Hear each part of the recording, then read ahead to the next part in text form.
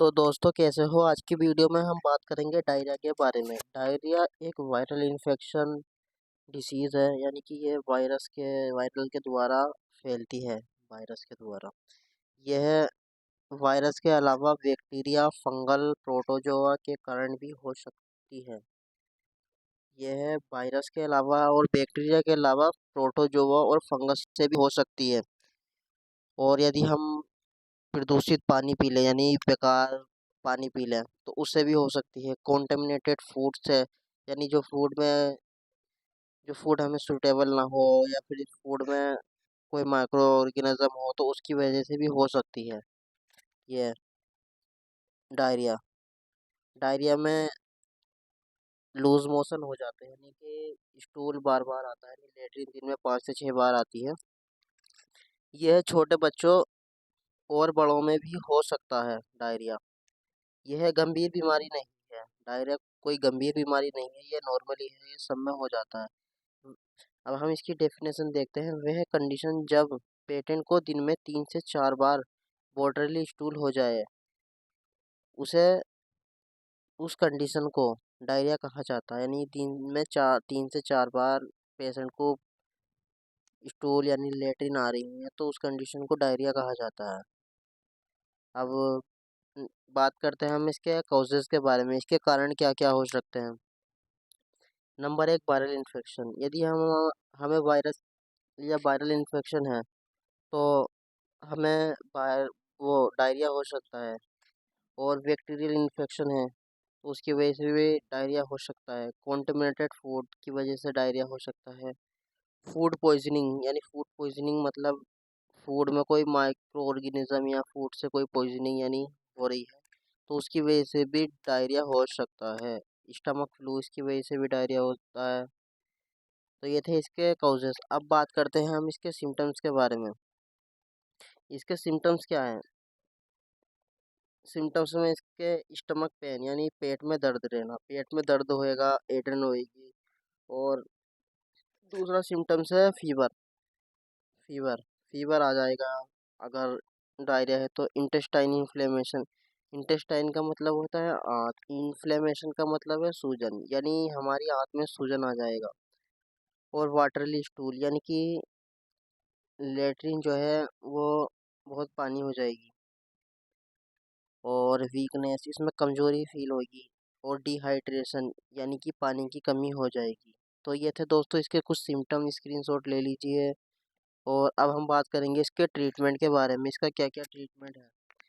तो अब हम इसके ओरली ट्रीटमेंट के बारे में बात करेंगे। यदि किसी को डायरिया है तो उसे क्या मेडिसिन दे सकते हैं। तो एक टेबलेट आती है लोपेरामाइड टेबलेट 2 mg, उसे बीडी दे सकते हैं। बीडी मतलब होता है सुहासा। फिर आती है एक नॉरफ्लोक्सासिन, टिनिडाजोल, इसको भी सुबह शाम दे सकते हैं बीडी। ये हैं डायरिया की कुछ टेबलेट्स। तो स्क्रीनशॉट ले लीजिए। ठीक, अब आते हैं हम पेन किलर, यानी पेट में दर्द होने पर, यानी डायरिया में पेट में दर्द होता है, तो उसमें कौन सी टेबलेट दी जाती है। तो ये डाइसाइक्लोमीन, पीसीएम, पीसीएम का मतलब होता है पैरासीटामोल, ये दे सकते हैं। और ड्रोटावेरिन टेबलेट दे सकते हैं। ये भी पेट दर्द की टेबलेट है। ठीक दोस्तों, अब आगे बढ़ते हैं। एंटी एमेटिक्स, यानी उल्टी होने पर या पलटी होने पर। एंटी एमेटिक्स का मतलब, एंटी एमेटिक्स वह ड्रग्स होती हैं जो हमें उल्टी होने पर दी जाती हैं। तो इसे याद रखिएगा एंटी एमेटिक्स मतलब का। और इसका स्क्रीनशॉट ले लीजिए। तो अब हम कुछ टैबलेट के बारे में बात करते हैं। ओंडेनसेट्रोन टेबलेट और डोम्पेडोन, यह टेबलेट पलटी होने पर दी जाती हैं। जहाँ उल्टी होने की संभावना होती है, तो ये टेबलेट जब दी जाती हैं, तो ये इसका स्क्रीनशॉट ले लीजिए, बहुत मोस्ट है ये भी। और अब हम बात करेंगे, एक मिनट, अब हम बात करेंगे ओआरएस, पानी की कमी को दूर करने के लिए, यानी कि ओआरएस यानी ओरल रिहाइड्रेशन सॉल्यूशन। यह पानी की कमी को दूर करता है, या आप मेडिकल स्टोर से खरीद सकते हो ओआरएस। ये जूस फॉर्म में भी आता है और पाउडर फॉर्म में भी आता है, उसे पानी में डालकर पीना रहता है। तो आप दिन में दो दो तीन पे ये जूस के पैकेट ले सकते हो, ORS। ठीक। अब एसिडिटी, यदि पेट में एसिडिटी बनती है यानी पेट में जलन होती है तो उसमें कौन सी ड्रग्स देते हैं, तो उसमें पेंटोप्राजोल इंजेक्शन देते हैं। यह एसिड को कम करता है। ये देखो पेट में एसिड बन रहा है, इसको कम करेगा ये पेंटोप्राजोल। और ओमेप्राजोल, ये भी पेट की एसिडिटी को कम करता है। आप इसका स्क्रीनशॉट ले लीजिए।